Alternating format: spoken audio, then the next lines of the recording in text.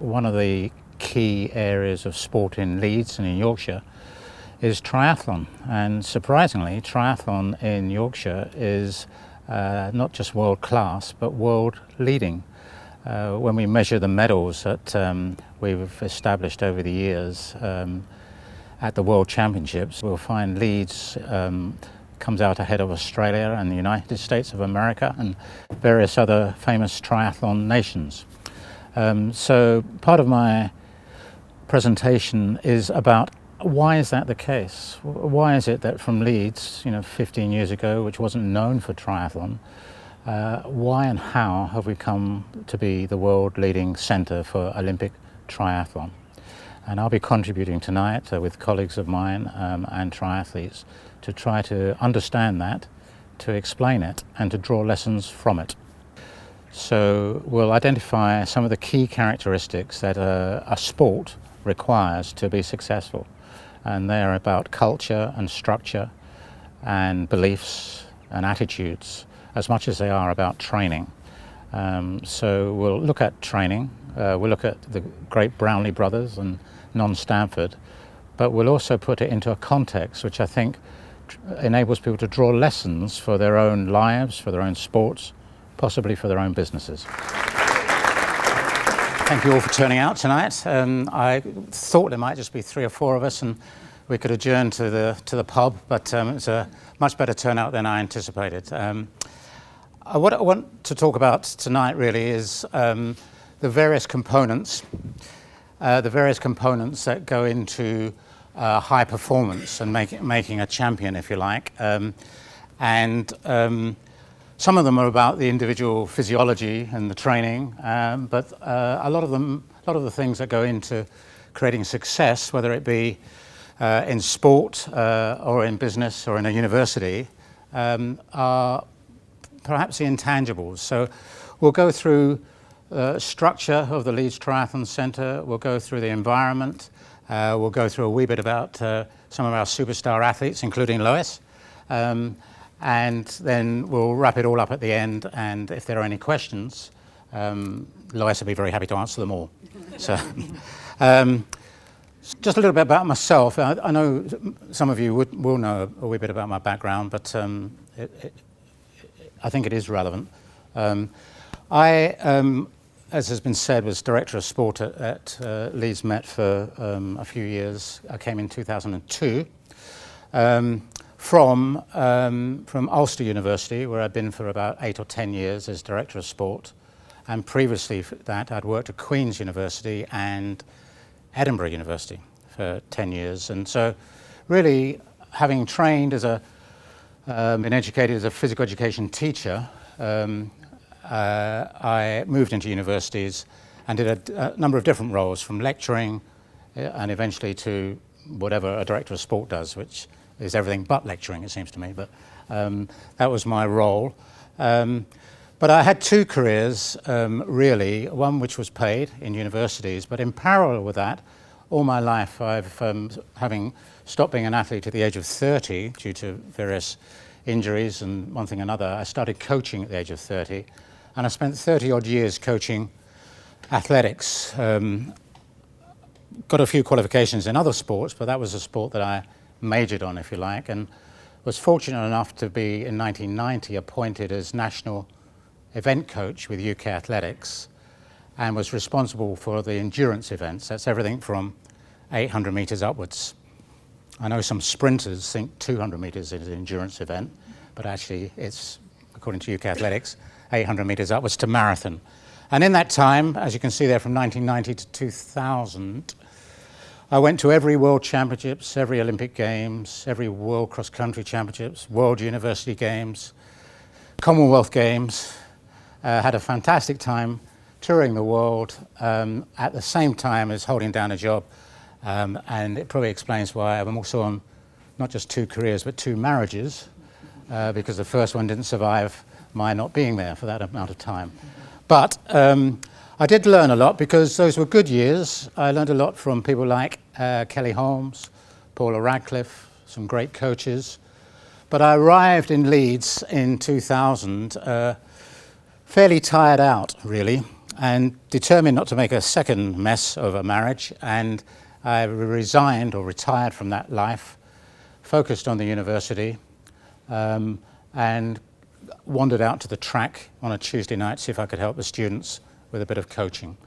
But by and large, I'd given up at that stage. And out on the track, one day, there weren't many people in those days using the track, so I sort of recognised everybody. It came a strange man across the infield with two little kids. And I introduced myself, and it turned out to be Keith Brownlee, Mr. Brownlee, with Alistair and Johnny. And he pointed at the taller one, Alistair, and he said, he's quite good at cross-country, but he's always last after the first 400. It's usually near the front at the end of the race, but he's always last. So we just want him to get a bit more speed. Ignore the little one, Johnny. He said he's a footballer. He's never going to be an athlete.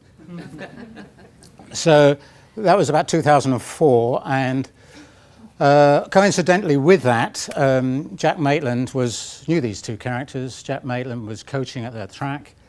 I was keen to develop coaching at the university, and cut a long story short, managed to find some funds to employ Jack as the first director of triathlon coaching at the university, amongst other appointments. So we have here one or two other characters who I'll introduce later, who were appointed around the same time as coaches at the university.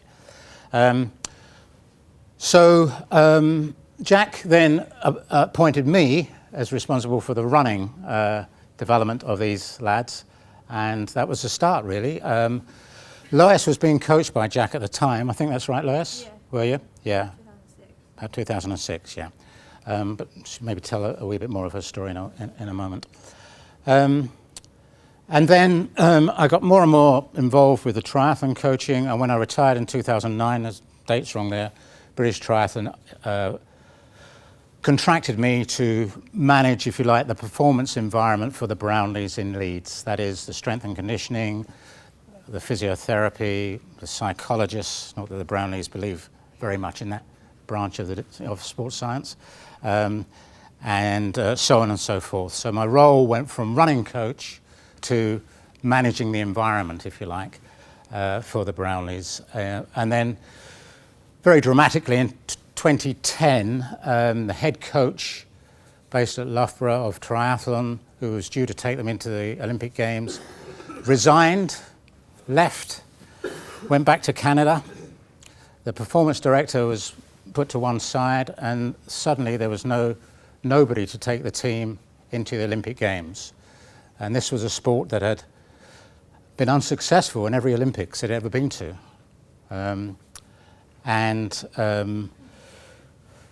There was crisis meetings of athletes, and I was invited along,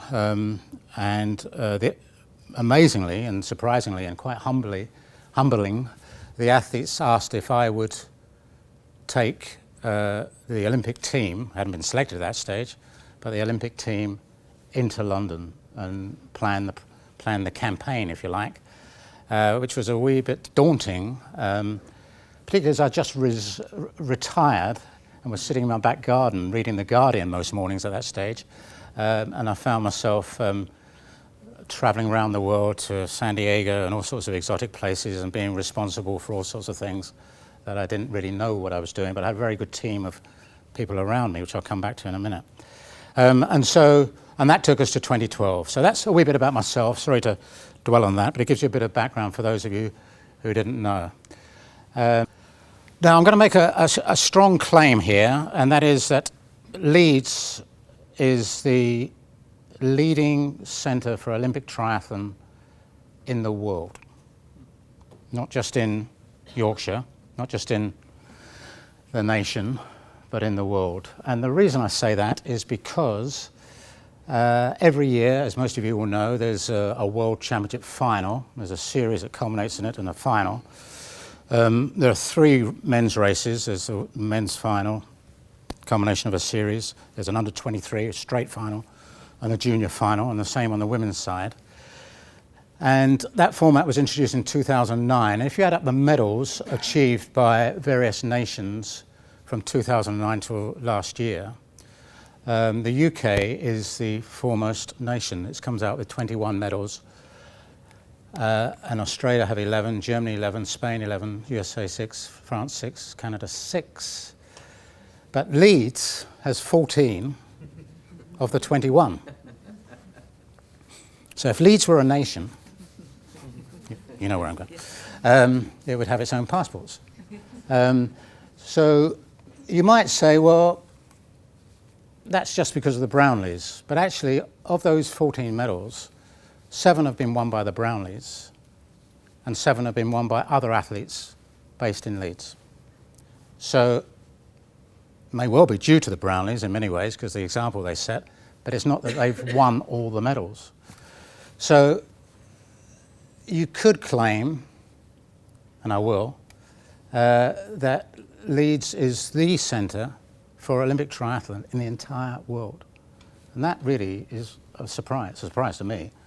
But it must be a surprise to a lot of other people, particularly the people in San Diego. Because if you look at San Diego 10 years ago and Leeds 10 years ago, and I don't know if many people have been to San Diego. It's very nice in San Diego. The weather is always perfect. And the Americans say that triathlon was started in San Diego. The French disagree with them, but the French disagree with the Americans on everything. So they can fight it out. But what we do know is that Leeds wasn't the origins of triathlon, to my knowledge. And if you look at the advantages that San Diego has, history of triathlon, fantastic history of triathlon in San Diego. Every second person you meet knows somebody who is a triathlete, or they are a triathlete. If you look at the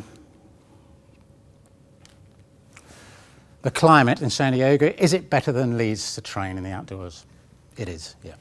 If you look at the interest in triathlon, so I'm talking about 10 years ago, there was almost no interest in triathlon when I came here 10 years ago to Leeds. There was some, but there wasn't a lot. And there's a hell of a lot in San Diego. If you look at the population of San Diego, do they know about triathlon in San Diego? Boy, do they know about it. And do they in Leeds? Well, there's awareness now, obviously, good awareness. But it's not, it wasn't in those days. And then finally, sponsorship, plenty of sponsorship opportunities in the US for good triathletes, very few 10 years ago for Leeds. But then you look at World Championships medals achieved from San Diego. Well, I don't know, there have been 6 from the USA as a total. And Leeds has 14. Now, that is perplexing, isn't it? Basically, the weather's not good here. There was no history. How did that happen? And I think what I want to talk to you a wee bit about now is why I think Leeds was successful and why Alistair and Johnny were successful. Is that my phone? So I told my wife I was out tonight. Which one? Not the very first one. We no longer communicate. Hopefully.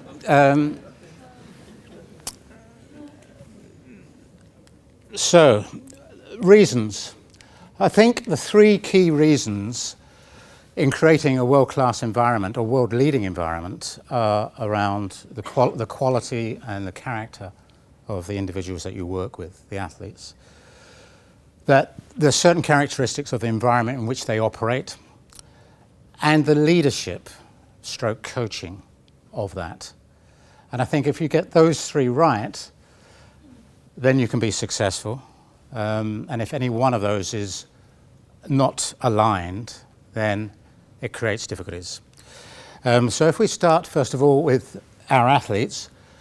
Sorry, I think I've got the age wrong. Alice's birthday's next in April, isn't it? So I think he's 26 in April. Let's give credit to the athletes. Alistair Brownlee, sensational athlete, reminds me of Daley Thompson. I mean, obviously he's white, Daley's not, but he reminds me of Daley Thompson in terms of attitude. He feels he can do all sorts of things. Even when the odds are against him, he is a champion. And Alistair is a very, very exceptional individual. He's won, the Olympic champion. He's the Olympic champion. He's won the World Championship twice, World Under-23, World Junior, and so on and so forth. Sensational individual. Oh, sorry, go back. And then there's Johnny, who's trying to emulate. Johnny's 18 months, 2 years younger, trying to emulate his older brother, but he's also been world champion. Well, he's won the under 23, got his Olympic bronze medal, didn't win the World Juniors. Alistair reminds him of that. Alistair did, Johnny didn't. Johnny can't do anything about that now. Can't go back to be a junior. It'll always scar him.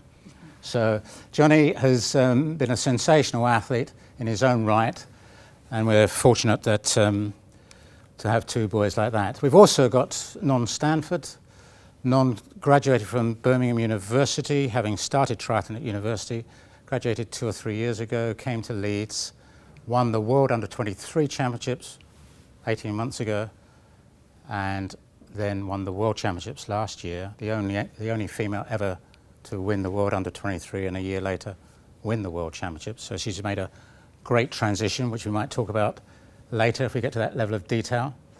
Tom Bishop, unsung hero, went to 3 World Championships in 3 consecutive years and got medals every time. Not many athletes have done that. So those medals, non-Brownlee medals if you like, a lot of them are down to this fella. We've also got Dave McNamee, who won a world medal at under 23 level, ranked 15th in the world. I'll not go through all the characters, but these are some of the characters that we've got in Leeds. And Lois, who's in the front row, great triumph last year, winning the European under 23. Congratulations, Lois. And Lois has seen all this grow and develop over the years. So they're the athletes, but they obviously operate in some sort of plan, some sort of program, some sort of structure. And I think these are the key points that I like to bring out, which contribute to helping the athletes be a success. The first thing is, as somebody once said to me, if you go to the World Athletic Championships and look at the warm-up track, all the coaches there have either got no hair or grey hair. And I think that was a guy called Malcolm Arnold told me that, and what he was saying was they're experienced. They're not wet behind the ears. They know and they've seen and they can offer advice. And with Jack and myself, well, obviously I've got no hair and Jack's, no, he's okay, he's still doing okay.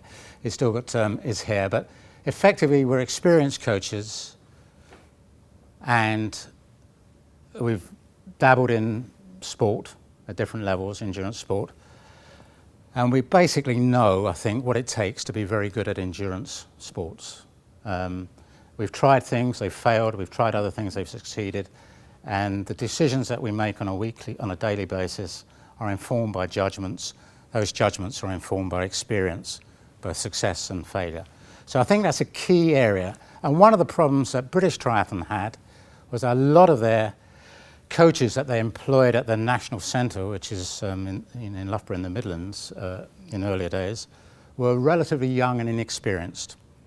And they didn't have those failures behind them, if you like. And that was a problem.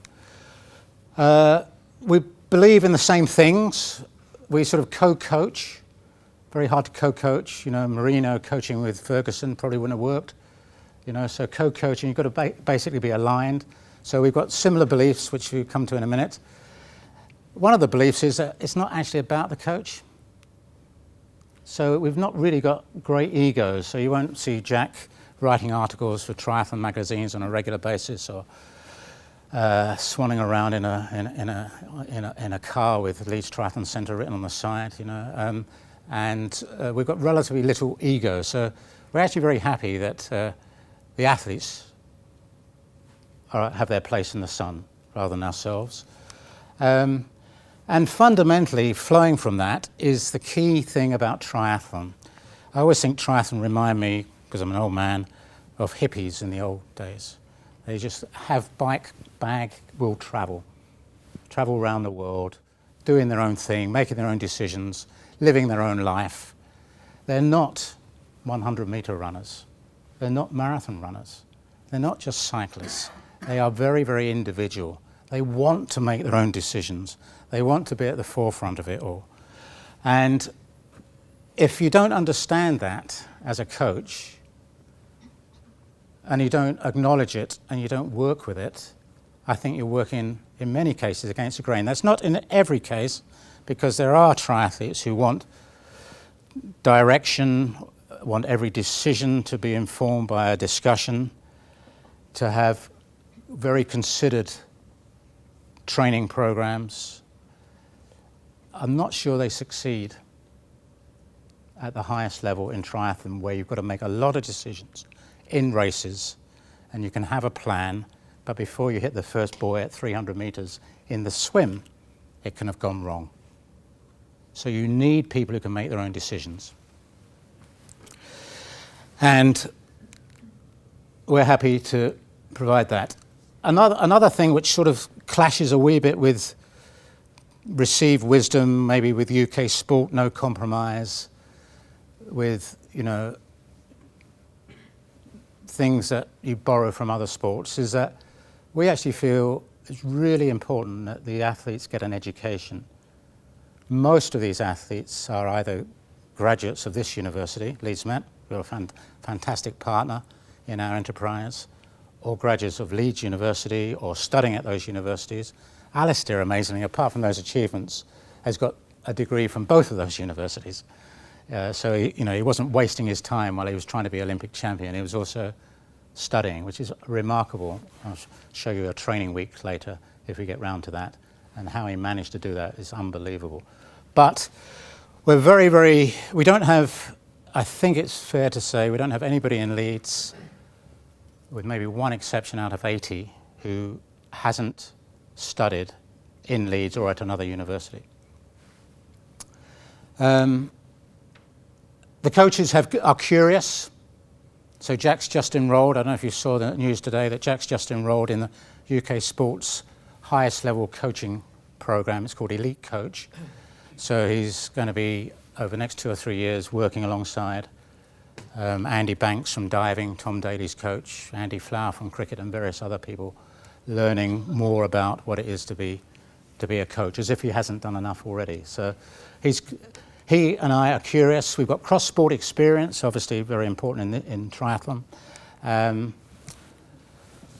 We've got an open and inclusive philosophy. This is a problem, but it's by and large it's better. That is, we've got 80 triathletes in 4 groups of about 20, a performance group at one level with Alistair and Johnny and Lois and those people in, then a group of students and other groups as well.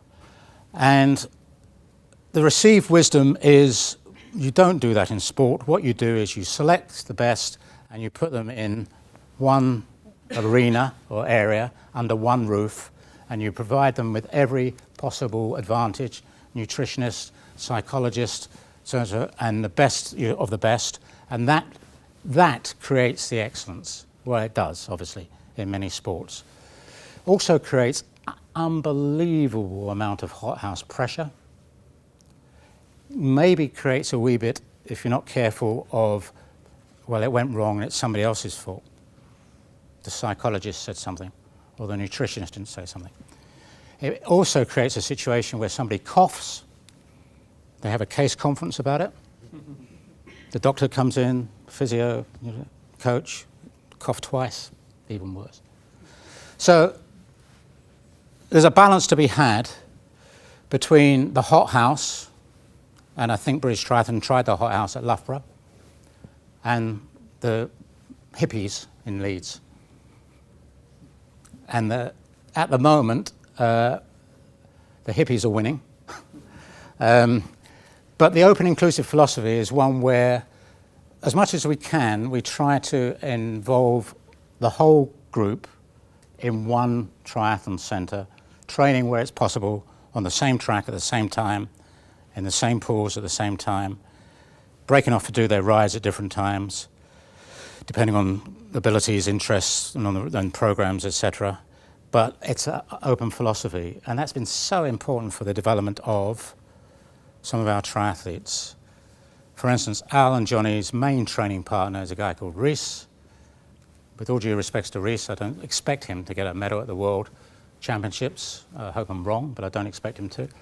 But Reese is the perfect training partner. He's always there, he always bounces back, he's always cheerful, doesn't take any shit from Alistair, which is really important, and as a loyal person as you could possibly wish. So if we had a hothouse, we would never put Reece in it. We should have done, but we wouldn't have done. So an open, inclusive philosophy, and we're settled in Leeds, unless we get a great offer from Azerbaijan. Jack and I will stay here. And that's the environment. The structure's been built over years. You can't do it quickly. It's low tech and low cost. Jack doesn't like spending money under any circumstances, so we don't have any money. And if there's any bills to be paid, we send them to British Triathlon and hope for the best.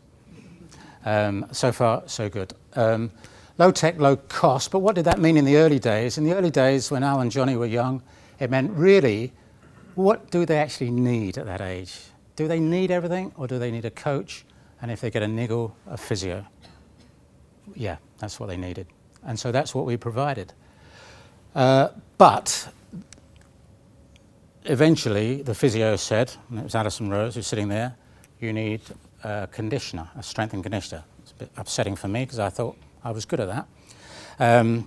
So I then got an S&C person in, and then Johnny ran out of energy in Australia dramatically. That's probably why I didn't win the World Junior. And it was clear that we needed a nutritionist. But it was only when we saw the need rather than providing it in the first place. And then a second physiotherapist. And this is when I'm going to ask Lois in a minute, Lois, to make any comments that you want to make. Because our feeling is that the culture that we want to develop here is not one of entitlement, but one of the athletes have to earn it. I haven't put a slide up of Georgia Taylor-Brown, who's World Junior silver medalist in Leeds, fantastic athlete. You know, she's won a silver medal at the World Juniors, which meant she's won everything. But really, she hasn't won anything, has she? If she doesn't do any more at senior level, we'll have forgotten about her in 3 or 4 years. So it's an important stepping stone, but she's not a star yet, whatever mum and dad think and others think. Got a long way to go. No, so you've got to earn the additional services. You've got to earn the right, okay? And this is where we're having to separate off the Brownlees a wee bit from some of the others, because, you know, if you're the Olympic champion, I think you've earned the right for certain things, and we're separating them out. No culture of entitlement. The group is vital in triathlon. If you do lots and lots and lots of training, you'll never make it without a group. Mo Farah needs Galen Rupp, no doubt about it. The group is vital. Fun is important. It's got to be fun. Why would you do this? It's a crazy way of earning a living. You know, you get more money in many cases by doing less. Well, Brownlee's doing all right, but everybody else, you know, more money doing less in any other walk of life. So you've got to enjoy it. It's got to be fun. And critically, older athletes who've been there are role models in the younger age groups. So when Alistair and Johnny were 16 and 18, as Anne knows, we asked them to train with older, wiser athletes, good influences.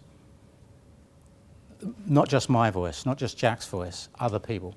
So people like, in particular, Alan Buckley, Ian Mitchell, have played a really important role in the development of Al and Johnny and others. And I don't know why I put Leeds, because it's cold, wet and hilly in there. I mean, that was just... Also, the grass is not greener elsewhere. Grass is different elsewhere, but it's not greener. So it is cold, wet and hilly in Leeds, but it's too hot in Australia, bizarrely. And if you try to ride a bike in Australia, you'll find that the truck drivers try to kill you.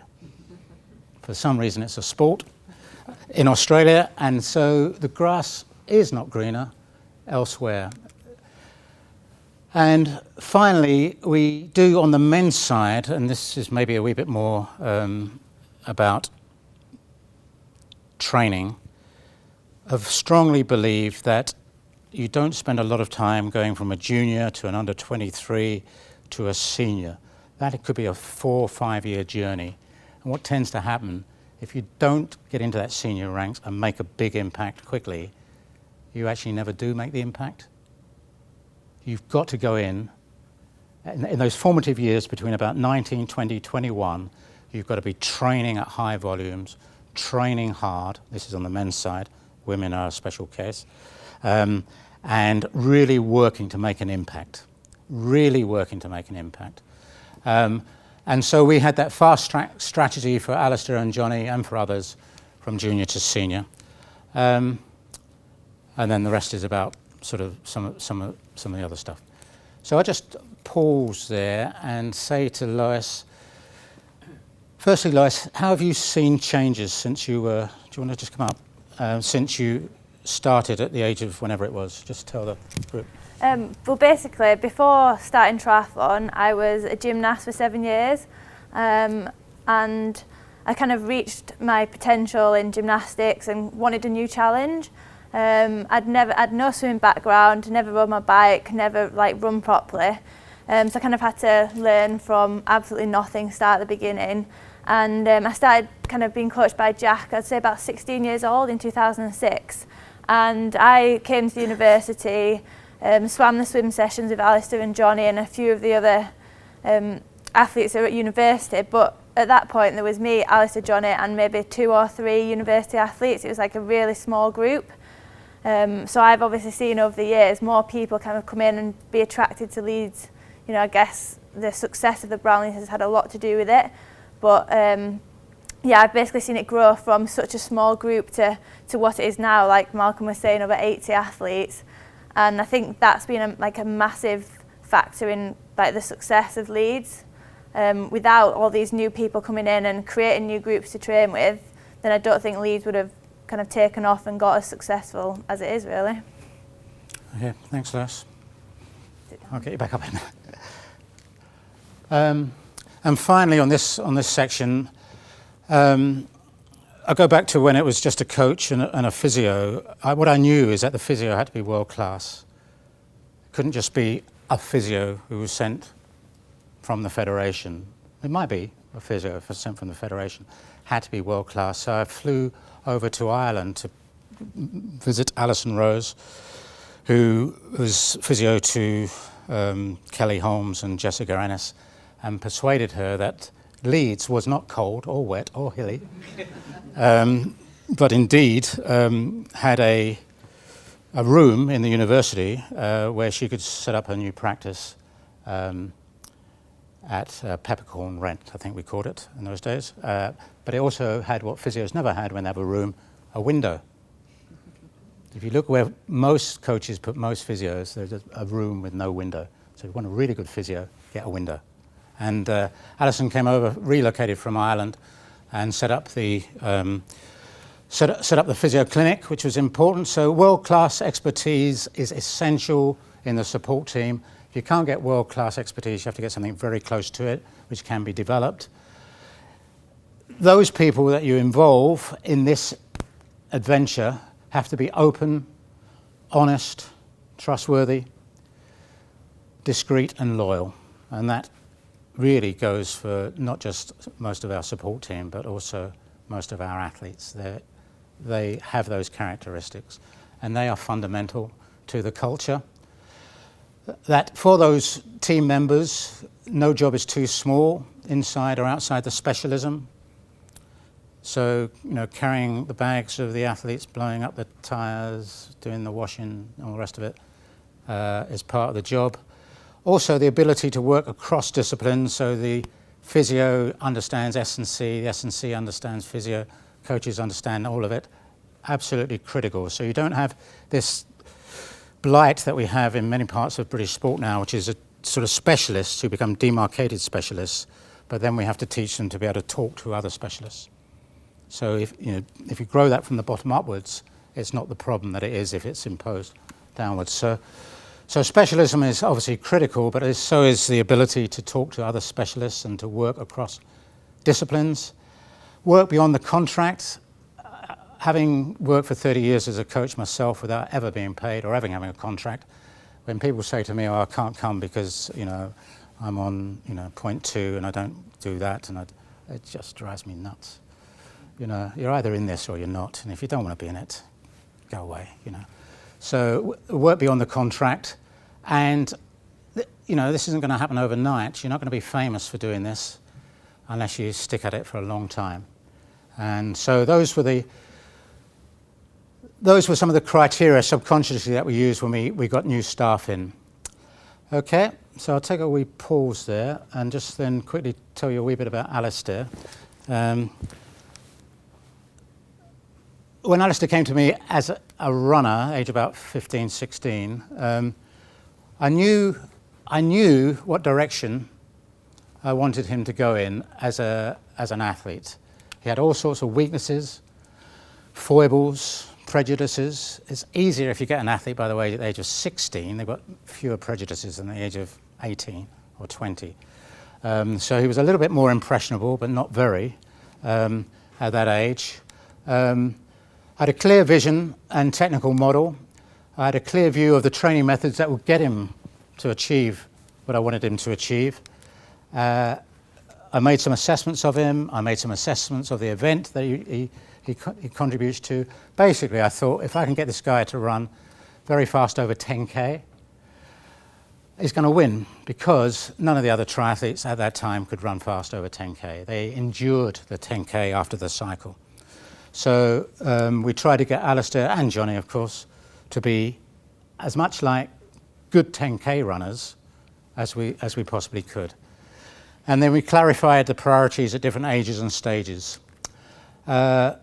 Those were some of the things I just took off the plan before I came out. I wanted him to eventually run 10K in 28 minutes. He hasn't done that yet. I wanted him to run 800 in 1:56. Don't think he's ever going to do that, to be honest, but I'm still aiming for that. And 200 meters in 26, he might do. I wanted him to have good posture, a reactive foot strike, adequate rotation, not too much, not too little, and et cetera, et cetera. These are just some details. I wanted him to learn to sprint. I don't know if you ever saw my most humiliating moment as a coach, which was the World Superstars after the Olympics, when Alistair Brownlee did the 100 meters. He was beaten by somebody whose event requires him to stand still permanently, a pistol shooter. He's beaten out the blocks, beaten at 20, 30, 40, 50, 60, 70, 80, and 100 meters by a man who never runs. So, anyhow, I still have that aim to make him fast over 100 and 200 meters, but whether we'll ever get there, who knows. His progressions over the years, this is a bit we're getting a bit triathlon sort of nutty here, so apologies for the generalists in the audience. 2005, age 17, he ran in a triathlon 34:12. And that time's gradually coming down by 15 or 30 seconds a year, until last year, if you can look at the bottom right-hand corner, he went to San Diego and then just moved up the California coast a bit to Stanford University and ran 28:32 for 10K on the track, which at the end of last year I think was the third fastest of any Brit, behind Mo and Chris, something like that anyhow. It was very impressive. So he can run 28:32 7 days after doing an Olympic triathlon. So I think he probably is close to that 28 minutes that we're looking at, 28:15 maybe, or was at that stage. So we're still on target for that. For those of you who are really triathlon nuts, and this is poor because of the colours, but I'm sometimes asked, what's the distribution of training between the swimming and the cycling and the running? And the top left-hand corner, if I can see it, I think is the swimming. This is a distribution of training by hours per week for a whole year leading into the Olympic Games. So about 22% of his hours was spent in the swimming pool. A little bit more was spent running, and almost half of his training week is spent on the bike.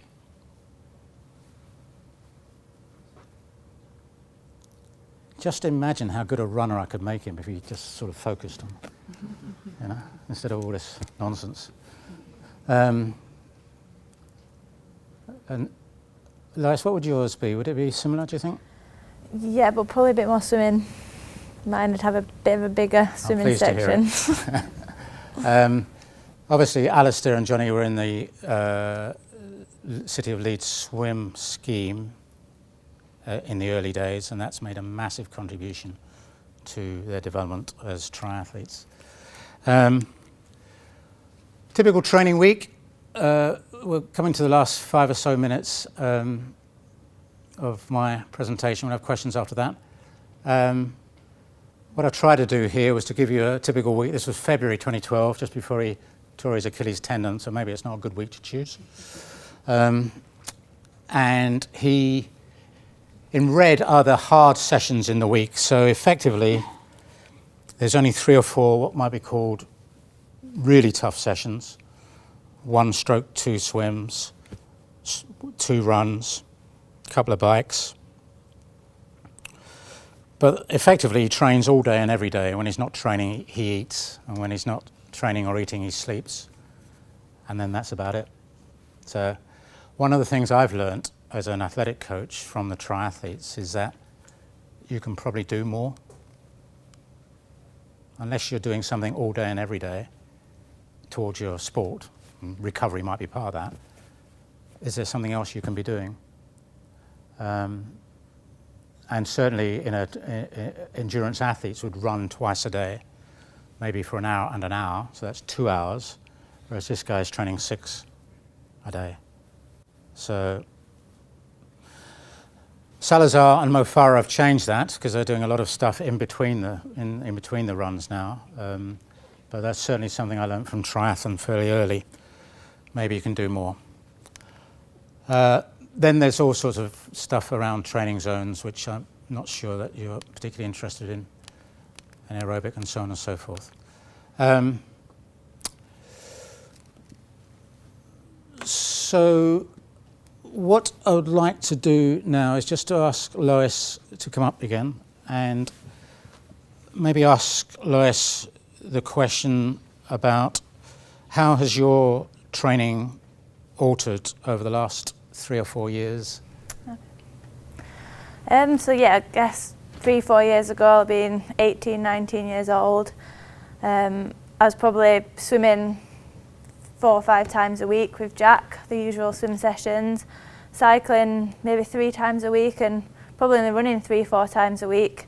Jack was coaching me then, I was a junior, and to be honest, as a junior, I never qualified for any championships. I was probably 5th, 6th in the country. I was never, one of the top girls, but I kind of just stuck at it, trained hard. Each year my training volume would increase a little bit more. I probably started running with you probably 18 months, 2 years ago. It was at the point where Jack and Malcolm, I guess, felt like that my running had got to a point where Malcolm would really be able to help doing his sessions. I'm now training probably pretty much similar to what Alistair's training volume was, maybe a little bit less. Not coming from a swimming background, I need to do a lot more swimming than they do. That's the bit that I still struggle with, and if there's anything that I would wish I'd have done when I was younger would have been swimming, as I literally could not do a length of front crawl when I was 16 years old. But yeah, over the years I've just progressed it gradually. There's no miracles. You can't just suddenly up the volume and expect to get the results from it.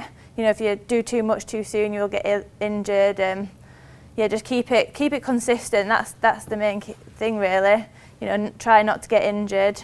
I've had a few injuries the past couple of years, but this has probably been my best winter. But it's been my winter I've done the most volume I've ever done. And just keeping things the same, but adding a bit more each year. And I've got to the point where probably there's not much more I can do with my training. I've got probably as much as I can now. It's just about getting the most out of each session. So, yeah. Okay, thanks, Lars. So in summary then, I did have a rather neat summary, which is a video to music of some of our successes, but unfortunately the music's not working tonight here, so I'm just going to run very quickly through this to what I think is a key aspect of why Leeds is successful as a triathlon centre, and I think the upbringing of the kids is probably the most important thing.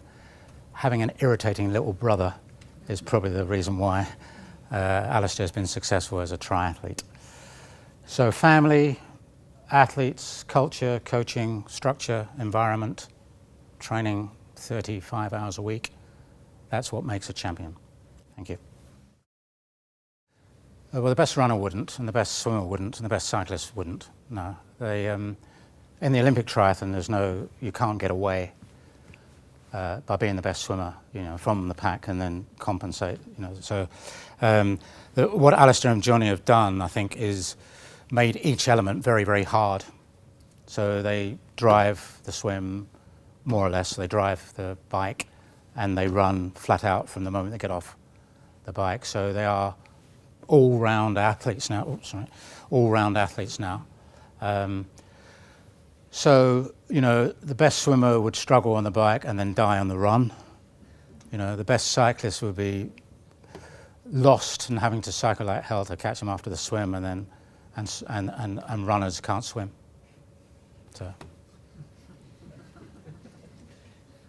So it is a unique sport now. It's not a sport for people, refugees from elsewhere. Well, one of the things I've had to learn and bite my tongue on is the lack of taper into competitions that triathletes have. Unless they're moving every minute of every day, they feel that something's wrong with them. Alistair, when he has been forced not to train, I'll come back to the point, he can't sleep at nights, he can't eat properly, he gets even more bad-tempered, it's like this perpetual motion is required. So it's a balance between garnering their reserves before a race, but keeping that psychological stability of actually doing something. So I've got them to reduce their running down, 50%, 25%, virtually nothing before a race. But Lois, what would you do the day before a race in terms of swimming, cycling? Well, normally the day before the race we kind of have a swim course recce, so we'll normally go to the race and maybe just swim a lap, practice a few dives. You're not really doing high volume, but it's just getting, I guess, a feel for the water. Cycling, there's normally a bike course recce, so you go in a group and you'll look at the course and kind of see out the corners, the technical bits. That might be like 30, 40 minutes, and then a run will be 15, 20 minutes with 80, 100 metre strides, and that'll be it really. You do a bit of swim, cycle, run, but nothing of any high volume. It's just, I guess, to keep the feel of swimming, cycling and running. And like I said, it is a bit of a psychological thing to make sure it's just nice to know you're feeling good, and I guess you're ready for the race and you want to be prepared to know what the swim's like, to know what the bike's like and the run course. But the recovery is another issue. It does take them a week to recover from an Olympic triathlon, at least a week, but definitely a week to recover. I don't know if you've noticed, when people cross the line in triathlon, and compare them with marathon runners crossing the line. And marathon runners have run flat out for 2 hours, 4 minutes at the highest level. And they cross the line and they're able to walk a bit, but triathletes often lie down on that blue carpet. And it's like a whole body exhaustion. That absolutely everything is exhausted, whereas marathon runners can usually walk, on and say well done or wait for the next person or whatever, but you often find in triathlon that the exhaustion is massive, and therefore it takes a while to recover from that. And we normally don't train again probably for at least 7 or 8 days, and this is with Alistair and Johnny, who are very, very good at recovery. They bounce back pretty quickly. So I counted up before I came here the number of federations that were affiliated to the ITU. because I wanted to. There were 149 nations have got a national governing body. If you take volleyball, which is one of the biggest sports in the world, they've got 202 track and field. So I think there's areas globally, still some areas of growth, but it's still surprisingly big, isn't it? 149 nations, it's surprisingly big. So I think globally it will get bigger because there is the space and the rest of it. And in the UK, it just seems to be, you know, the squash of the time, the marathon running of the time. It's massively popular. It appeals to all sorts of levels of commitment, people who've got a bit of time, people who've got full time, male, female. It's got a lot going for it. It's exciting. It's been well led at international level. So I think this, you know, and it's new. You know, it's not. I haven't seen so much of it that it's too repetitive. Because I think some of the problems in some of the sports is that they're sort of relying on a formula that's been successful for a number of years. But for those who've been around a number of years, it's beginning to feel jaded. So I think, and just driving down here tonight, I passed a wee boy, probably about 8 or 10 years of age, running, you know, training, you know, running along with Leeds Bradford Triathlon Club on the back of his. Now, 10 years ago, that would have been Bingley Harriers, wouldn't it? It still is in Bingley. But, you know, I think things are taking off locally. Well, we know. So. Well, first of all, coming from a sport which is very measurable, like I coach 10,000 metre runners, you know, 25 laps of the track. I want you to run 67 seconds. If you go 69, you'll be too slow on the first lap. If you go 65, you'll be too fast. This is what you need to do. Trust me, I know. That was the mentality I had to the bunch of hippies. So I had to adjust to the hippies, but also within the bunch of hippies, you've got the free-flowing ones, and then you've got the ones who actually are a bit unsure of themselves, and they do want a bit of direction, and they do want more input. So although the sport tends to breed a certain type, within that there is quite a big range, and as a coach you need to be able to sense which ones you make a suggestion to, and others you make a direction, if you like, to, and also at different ages. So you wouldn't treat an 18-year-old who has limited experience exactly the same as a 19 or 20-year-old, and so on and so forth. So yes, I think you're right. Without losing your authenticity as a coach, without me becoming a chameleon, so that I'm really directive to Lois and I'm really non-directive to other people, without losing that, you know, the essence of who you are as a person, you need to be able to vary your approach. And as we know, certain coaches just say, take me or leave me, because I'm the top dog here. I try to avoid saying anything of any meaningfulness for as long as possible in life, generally. But certainly not in the aftermath of a world championship in front of, you know, and the rest of it. So we left that quietly, and we left it for about a month actually, because he was off elsewhere doing other things till he came back to Leeds. And then I simply asked him what he thought of his race, and he's come to terms with certain aspects of it, but he will never admit to Alistair that he got it wrong. So you have to be aware, you know, as a coach, you have to be aware of that dilemma. So the reason why he could have won it was that he made tactical decisions which I think probably were wrong, which is what Alistair was going on about. And he would have been, he had a very good chance of winning that day, but he wasn't that much better than Gomez. You know, if there was anything, there was nothing in it. There was a stride in it, and Gomez got the stride, and Johnny didn't. And it was just about the last 60 seconds of an hour and 45-minute event.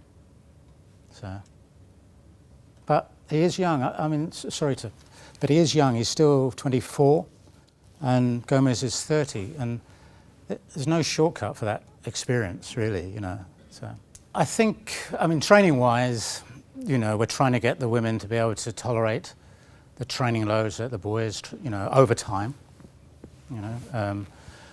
So, you know, if you're going to run sub 32 minutes for 10K, which you know, will want to do at some stage, you've got to be doing a fair amount of training.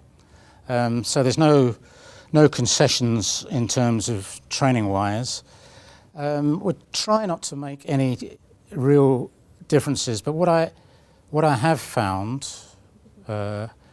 is that not exclusively, but more often, that anxiety can play a larger role sometimes in whether it's anxiety about life or anxiety about training or anxiety about competition. We've got some pretty anxious, neurotic men, but generally speaking, I make a presumption that I may have to provide a little bit more reassurance for some of the female athletes. And I might be wrong, and if my predecessor, Professor Margaret Talbot, were here, she would say that was a very, very inappropriate remark. But my experience as a coach is that sometimes treating them as individuals, that's what you have to do. You have to reduce the amount of anxiety. There's also the maturation effect. You know, I talked about going from junior to senior on the boys' side. Going from a junior female to a senior female in any endurance sport is a massive problem and difficult. You only have to talk to UK Athletics about the number of outstanding junior athletes they've had who have not succeeded beyond the age of 23 or 24. And I haven't got any answers to that. I just know it's a very difficult journey. And providing the good environment, providing the reassurance and the comfort and the reduction of anxiety, I think is a way forward. I once had a superstar 5,000 metre runner, and he was the best in the world on rankings, and I got very neurotic, and I said, who's the best exercise physiologist for miles around? And he was in Aberdeen. I drove Ian and myself up to Aberdeen, and this guy said, okay, we'll do the tests. And the treadmill broke down. This may be familiar to some sports scientists, when the equipment sometimes doesn't work. And what he said to me was, Malcolm, you can probably tell me more about this athlete running him around the track or the field than I can tell you from the physiological tests. Now, I think he was trying to compensate or overcompensate for the fact that his equipment broke down. But I think I now know enough about exercise physiology, about the individual athletes I've got from what I do with them on a Tuesday and a Saturday, to be able to determine when they're working aerobically, anaerobically, when they're at their threshold, when they're not at their threshold, the times that we got from the races and so on and so forth. And I'm supported in that by some excellent exercise physiologists who've written various manuals on that as well. So the first thing is, you wouldn't get Alistair Brownlee, who's got a degree in sports science, 2-1, could have got a first if he hadn't been wasting his time on this. You wouldn't get him in a lab unless it's because of his bad ankle. So there's the whole issue about, you know, how much confidence does the athlete have in it and the rest of it. So I read the European Journal of Applied Physiology regularly. I keep on top of what's going on, but I don't use testing with the athletes in most cases.